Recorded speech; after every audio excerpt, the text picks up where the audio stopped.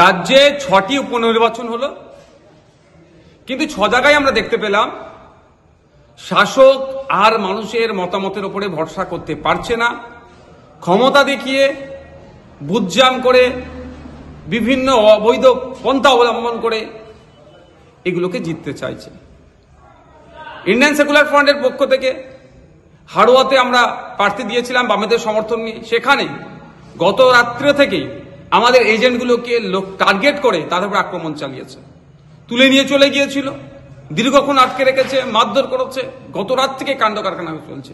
আজকে সকালে যখন বুথের যাচ্ছে এজেন্টগুলো, সেখান থেকে তাদেরকে মারধর করে বিতাড়িত করেছে, ভয় দেখিয়ে যেতে দেয়নি।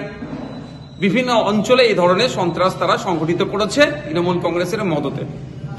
আমরা অলরেডি আমাদের প্রার্থীর পক্ষ থেকে নির্বাচন কমিশনে 37টি বুথে পুনরায় নির্বাচন করানোর জন্য আমরা অভিযোগ দায়ের করেছি।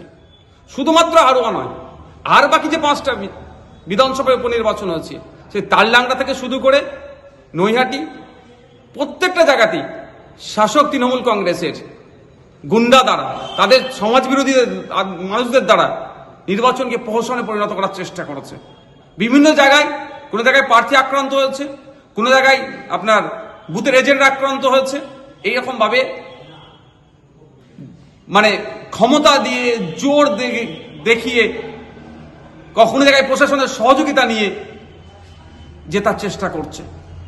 আমি ধিক্কার নিন্দা জানাই তৃণমূল কংগ্রেসের এই স্বৈরাচারী মনোভাবকে। সাথে সাথে নির্বাচন কমিশনের কাছে অনুরোধ করব, মানুষের মতামত প্রদানের যে জায়গাটা আছে, আরো দায়িত্ব নিতে হবে নির্বাচন কমিশনকে।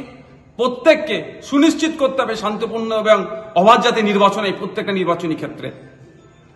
পরিশেষে আবারও বলছি, তৃণমূল কংগ্রেসের পায়ের নিচে আর মাটি নাই, মানুষের মতামতের প্রতি আর ভরসা রাখতে পারছে না।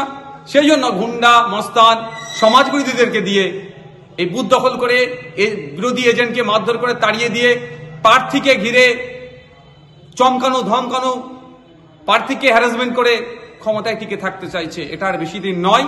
তৃণমূল কংগ্রেসের এই অন্যায়কে আমরা খুবই দ্রুত জনগণকে সাথে নিয়ে গণতান্ত্রিক প্রক্রিয়াতে আমরা এটাকে, এই যে অন্যায় কাজ করছে, এটাকে আমরা বন্ধ করব।